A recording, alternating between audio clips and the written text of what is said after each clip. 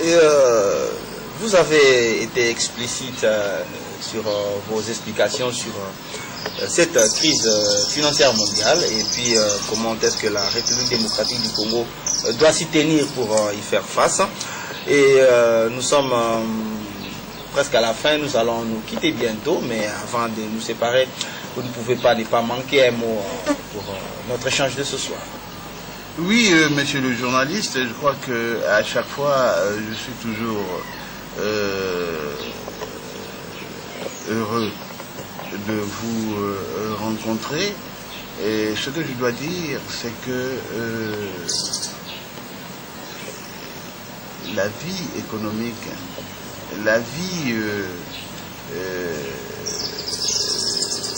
qui concerne, n'est-ce pas, le développement de nos pays, de nos peuples, ça ne doit pas être une pièce de théâtre. Ça doit absolument être quelque chose de consciencieux. C'est-à-dire, il faut de manière permanente tenir, réfléchir, dire pourquoi ça ne va pas. Parce que ça ne va pas. Et chercher à résoudre les problèmes. C'est pourquoi nous avons commencé à parler de l'eau et de l'électricité. Mais est-ce que vous vous rendez compte que l'énergie électrique, c'est la sève pour l'industrialisation, c'est la sève, n'est-ce pas, pour la vie, la commodité. Mais nous acceptons de vivre dans le noir. C'est pas normal. Quand vous arrivez chez vous, est-ce que je vais trouver du courant?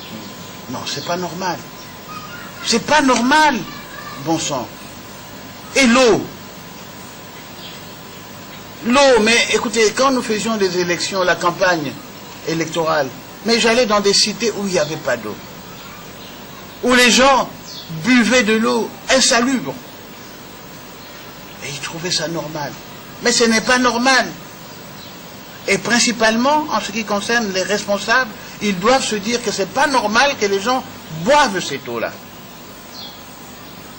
Il faut un certain diapason, un certain niveau pour boire de l'eau convenable. Mais ça devient de l'égoïsme. Non. Il faut que la majeure partie de la population boive de l'eau saine.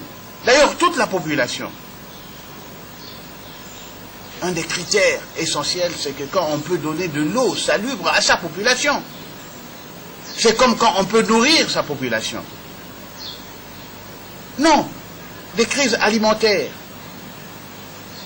qui nous affectent aujourd'hui et qui vont nous affecter encore plus demain.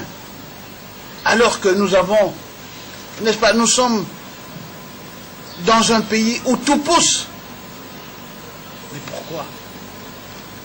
Mais quelque part, c'est parce qu'on ne réfléchit pas. On ne veut pas réfléchir.